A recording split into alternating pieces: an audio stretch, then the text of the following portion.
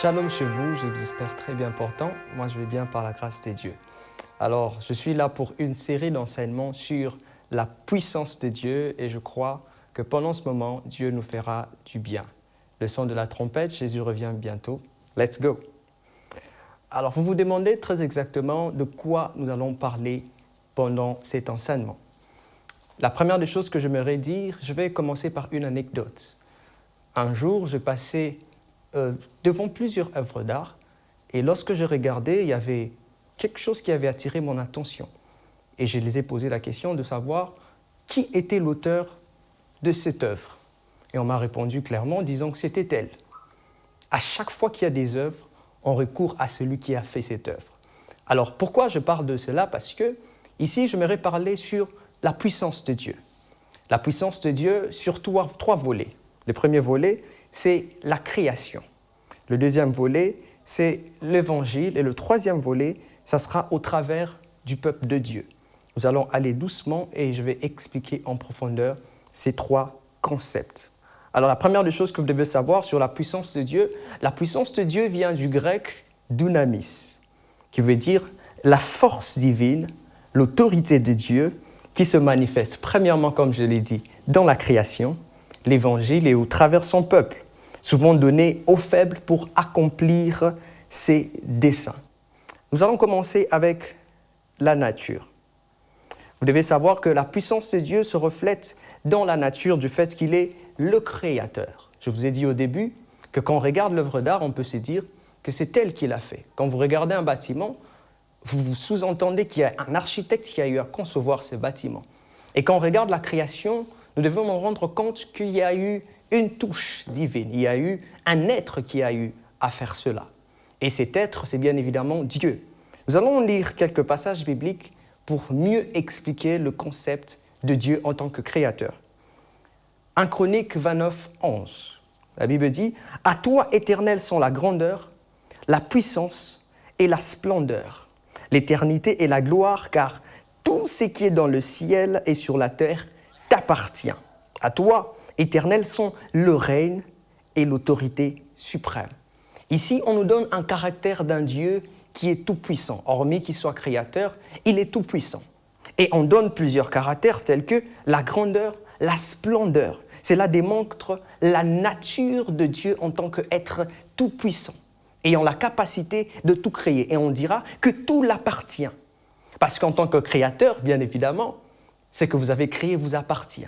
Vous avez l'autorité sur cela. Vous avez la domination sur cela. C'est pourquoi dans d'autres versions, on parle de la domination. On parle de, comme je l'ai dit, l'autorité suprême ou alors la souveraineté. Il a la décision finale sur la création parce qu'il est créateur. Alors ici, je vais vous parler très rapidement sur quelques natures de Dieu.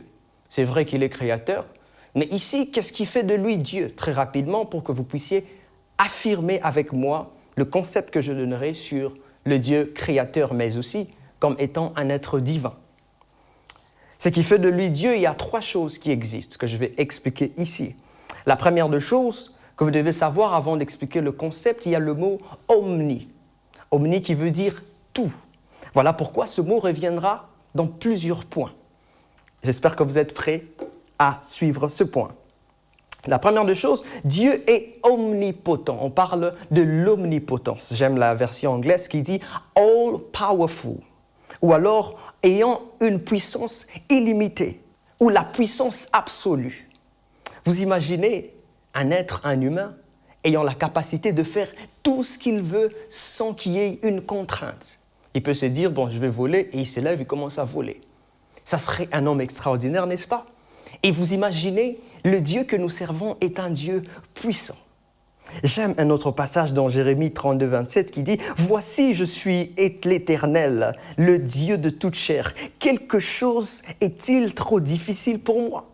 Imaginez que quelqu'un vous dise, comme avec Salomon, Dieu l'apparaît dans un rêve et lui dit « Demande-moi tout ce que tu veux ».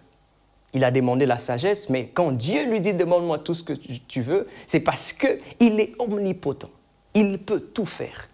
Il peut tout créer et il peut tout détruire en un claquement de doigts.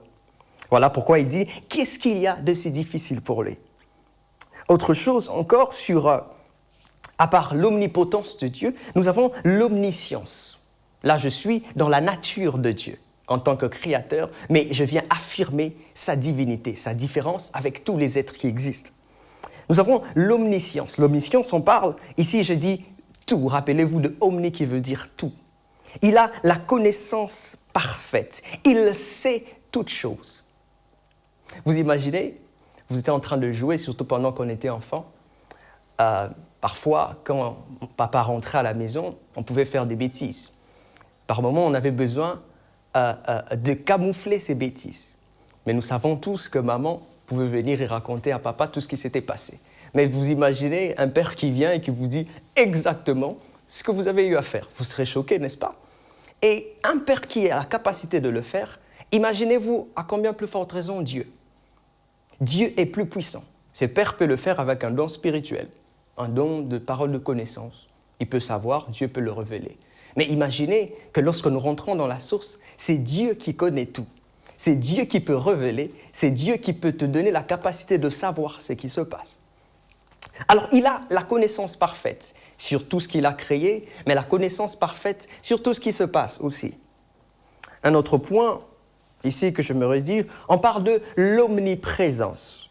L'omniprésence, c'est la présence de Dieu partout au même moment ou partout à la fois. Cela démontre la puissance de Dieu. Il est partout. Je me rappelle David qui dira « Même quand je m'endors, tu es là. Même quand je suis dans le séjour de mort, tu es là avec moi. » J'aimerais dire quelque chose ici. Les anges ne sont pas omniprésents. Le diable, Lucifer, fait partie de la catégorie des chérubins. C'est un ange. Et vous savez avec moi, quand vous étudiez sur les anges, ils ne peuvent pas être partout au même moment. Les 3 caractères que j'énonce ici sont des caractères qui sont attribués qu'à Dieu. Donc là où tu te trouves, j'aimerais te dire, n'aie pas peur du diable. Dieu est là dans la situation que tu vis. Dieu est en train de veiller sur toi. Il connaît le commencement de ta situation et il connaît la fin de ta situation. Alors Dieu est partout au même moment. Voici étaient quelques caractères qui démontrent que Yahweh est Dieu. Là, j'ai touché la création, mais je suis un peu revenu pour vous expliquer sur le Dieu Yahweh. Ici, j'aimerais parler de la puissance de Dieu, comme je l'avais dit au début, par rapport à l'Évangile. Dans Romains 1,16, la Bible dit « Car je n'ai pas honte de l'Évangile. C'est la puissance de Dieu par laquelle il sauve tous qui croient.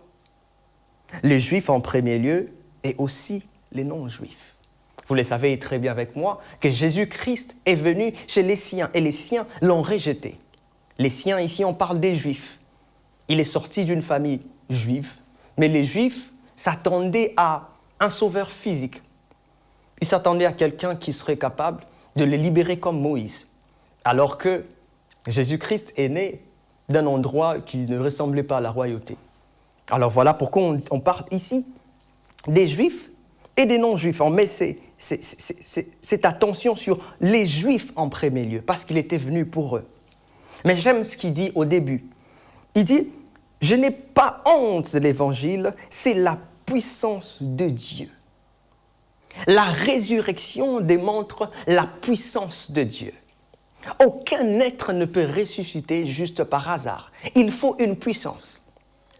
Et rappelez-vous avec moi ici, c'est que nous faisons face à 2 royaumes. Il y a le royaume des ténèbres et le royaume de Dieu.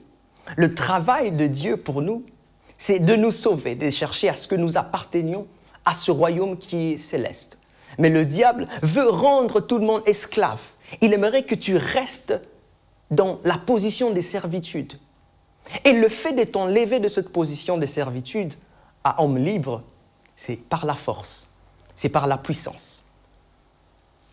Et vous devez savoir aussi que lorsqu'on parle de la liberté, par définition, on parle de quitter de cet état où vous n'avez aucune décision à prendre. Quand Jésus-Christ, avant qu'il ne puisse mourir, Jésus-Christ n'était pas encore là, Adam avait péché, nous étions sous la servitude du péché. Le diable était en train de nous accabler. Il était en train de nous pousser à faire ce que l'on ne voulait pas. Mais par la puissance de Dieu, nous avons été rendus libre. Voilà pourquoi l'Évangile est une puissance. Le dernier point pour clôturer cette première partie, c'est au travers les hommes, comme je l'ai dit. Au début, j'avais dit qu'il utilise les personnes faibles. Paul était un persécuteur. Il était faible, il était faillible. Mais c'est lui que Dieu a utilisé. Et vous savez avec moi que Paul a écrit beaucoup plus de livres que les autres apôtres. Parce que Dieu passe par les faibles pour faire d'eux des instruments pour changer cette génération. Alors au travers des hommes, dans Luc 4, 18, la Bible dit « L'Esprit du Seigneur est sur moi, car il m'a oint pour annoncer une bonne nouvelle aux pauvres.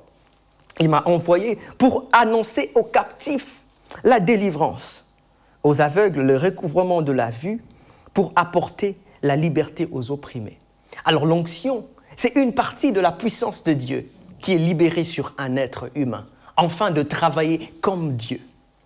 L'onction, j'aime le dire, c'est la signature de Dieu sur un appel, c'est la signature de Dieu sur vous, c'est l'empreinte de Dieu sur vous, pour travailler comme lui sur la terre. On dit ici, c'est pour guérir les aveugles, pour libérer. La puissance de Dieu se manifeste au travers des hommes, mais par l'onction.